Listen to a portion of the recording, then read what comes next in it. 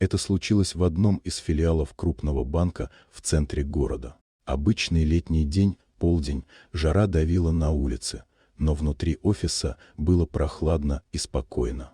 Клерки щелкали клавишами, клиенты заполняли формы, охранники дежурили у входа, скучный порядок, привычный ритм.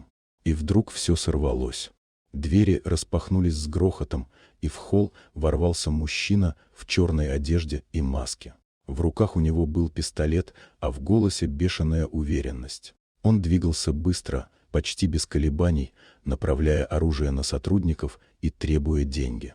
Один из охранников, Тревис, попытался вытащить дубинку, но, увидев, как налетчик резко дернулся в его сторону, бросил ее и побежал. За ним последовал второй охранник, Майк, не желая умирать из-за чужих денег. Паника охватила помещение.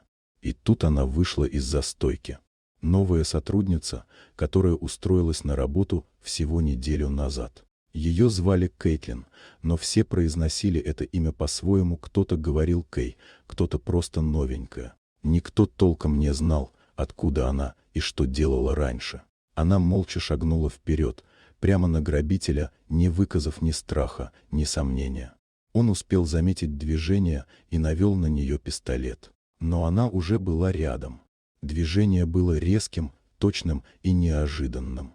Она схватила его за запястье, выкрутила руку, резко развернулась и отбросила его через плечо. Он упал на спину, с глухим стуком ударившись о кафель. Пистолет отлетел в сторону. Он попытался подняться, но ее колено уже вжалось ему в грудь. Все произошло за считанные секунды. Тишина вернулась в офис, только теперь она была другой, пропитанной шоком и изумлением. Клиенты прижались к стенам. Охранники выглядывали из-за угла, не веря своим глазам. Грабитель не шевелился. Кейтлин выпрямилась, как будто ничего особенного не случилось, и поправила форменную блузку. Потом она просто вернулась за стойку и продолжила работать. Остальные смотрели на нее уже иначе. Имя Кейтлин вдруг обрело вес не как у новенькой, а как у человека, с которым лучше не спорить.